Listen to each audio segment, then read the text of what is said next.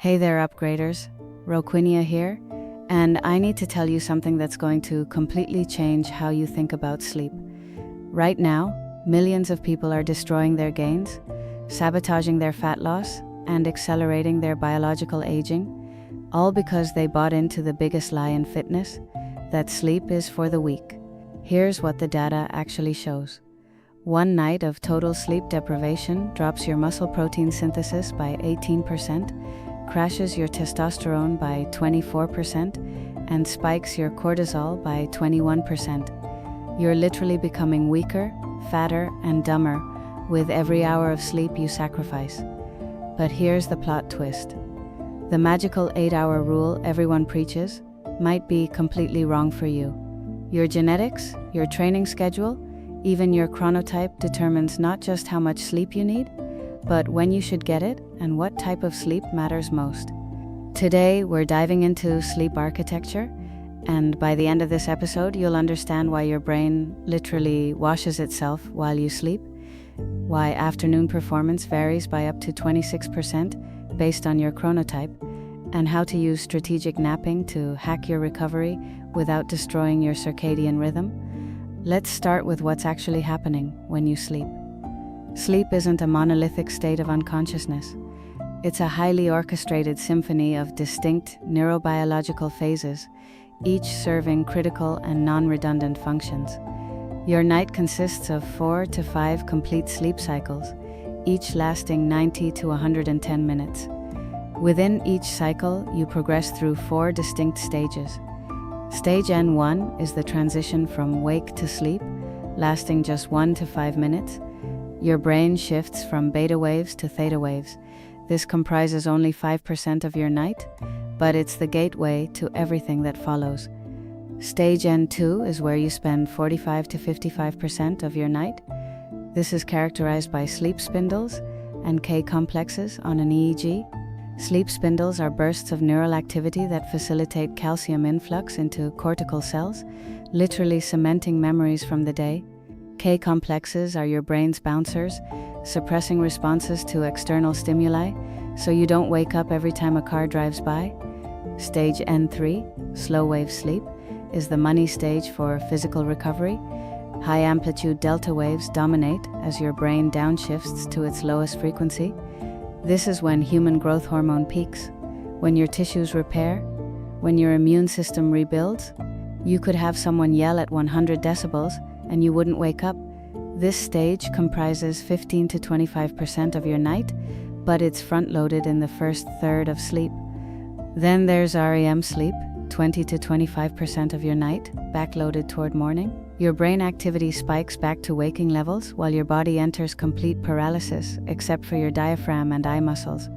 This is when you dream, when you process emotions, and critically, when your brain prunes unnecessary neural connections.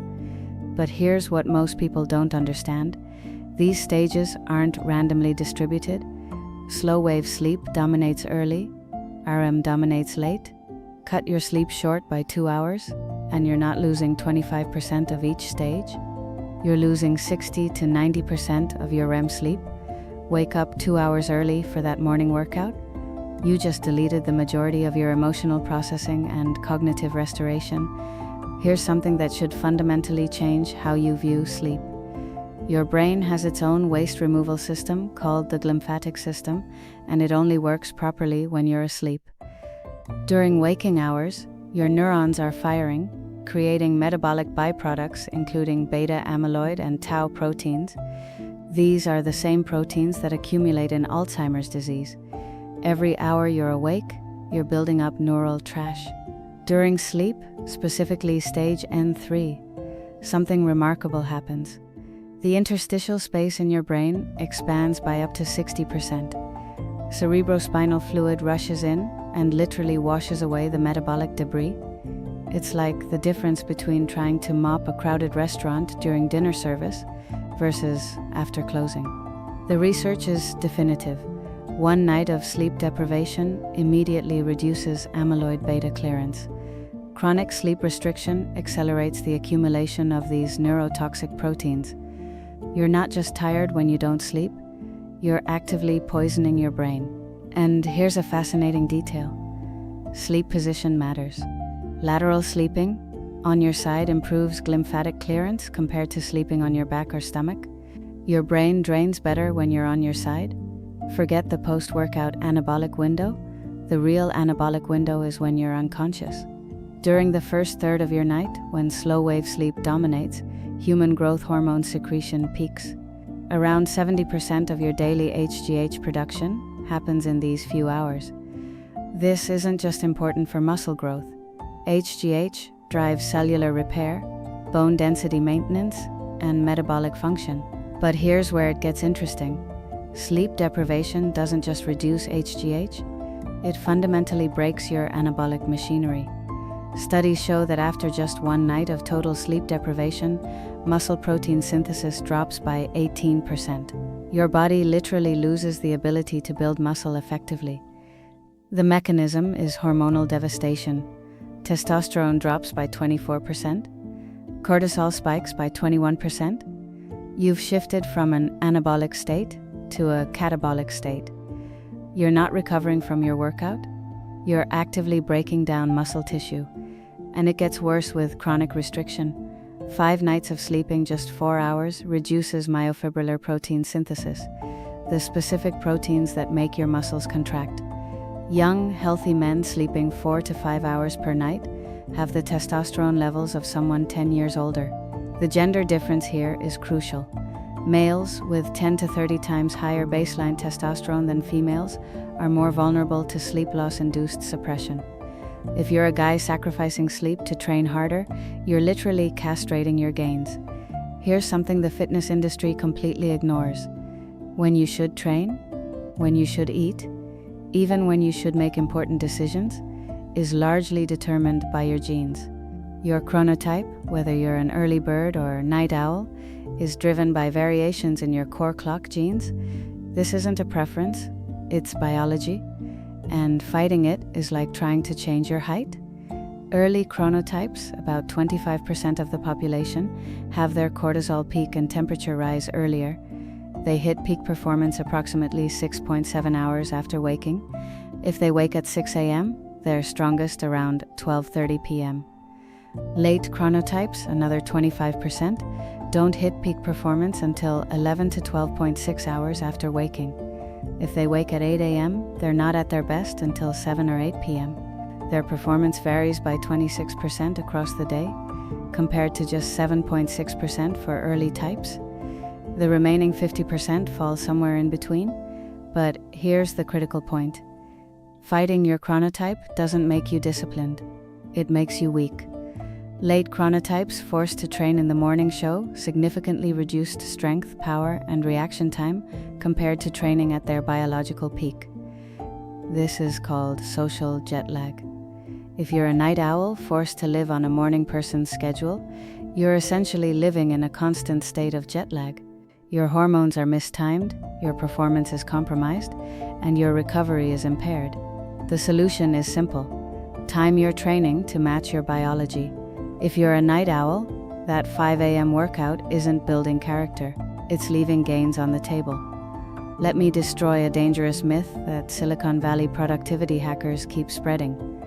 Polyphasic sleep, the idea that you can replace full nights of sleep with multiple 20-minute naps, is biological suicide. The research is unequivocal. Extreme polyphasic schedules do not lead to adaptation. They lead to chronic sleep deprivation. REM and slow-wave sleep require sustained periods to manifest. You need roughly 60 to 90 minutes just to reach deep slow-wave sleep. A 20-minute nap never gets you there. You're getting only light sleep, missing the stages crucial for physical recovery and memory consolidation. The temporary alertness people report isn't adaptation, it's a stress response. Your body floods itself with adrenaline and cortisol to maintain consciousness during deprivation. You're not hacking sleep. You're triggering a survival mechanism that eventually leads to cardiovascular disease, cognitive decline, and metabolic dysfunction. Humans evolved as monophasic or biphasic sleepers. One main sleep period, possibly with a short afternoon nap aligned with our natural circadian dip. Anything else fights millions of years of evolution, and evolution always wins. Here's the most dangerous misconception about sleep. People think sleep debt works like a credit card. Lose sleep during the week, pay it back on the weekend. The math doesn't work that way. It can take up to 4 days of optimal sleep to recover from a single hour of lost sleep. Lose an hour every night for a week, and you may need nearly a month of perfect sleep to fully recover. After several days of restriction, your subjective sense of sleepiness plateaus. You feel like you've adapted. Meanwhile, objective cognitive performance continues to decline linearly. You become too impaired to recognize your impairment. People sleeping 6 hours per night for 2 weeks show cognitive performance equivalent to someone awake for 48 straight hours, yet they report feeling only slightly tired. Weekend recovery sleep restores mood and energy, but cognitive accuracy remains impaired. Insulin sensitivity stays compromised. Inflammatory markers remain elevated. And if you already have sleep debt, further restriction causes performance to decline twice as fast. Sleep debt compounds like interest. Here's your homework for optimizing your sleep architecture. Determine your chronotype by tracking when you naturally feel alert and tired on days without alarms. Schedule training accordingly. Protect your sleep stages by prioritizing consistent sleep and wake times over total duration. 7 consistent hours beats 9 inconsistent ones. Optimize your environment. Keep your room cool, dark, and quiet. Darkness should be complete. Silence or white noise is non-negotiable. Respect the light-dark cycle. Get bright light exposure soon after waking. Dim lights 2 hours before bed. Avoid screens in the final hour. If you use sleep trackers, focus on trends, not nightly scores. They're good for patterns, not perfection. Use strategic napping if needed, either 20 minutes to avoid inertia or 90 minutes for a full cycle, ideally between 1 and 4 p.m. If you're chronically sleeping less than 6 hours, you're not being productive. You're in a physiological crisis. Remember, sleep isn't where you recover from training. Sleep is where training actually happens. The workout is the signal. Sleep is the adaptation. Next week, we're diving into the psychology of long-term success. Why most people quit after 6 months, what predicts who succeeds, and the mental frameworks that separate transformation from intention. Until then, this is Roquinia reminding you that champions aren't made in the gym. They're made in bed, in the most literal, scientific way possible. Sleep well, upgrade better,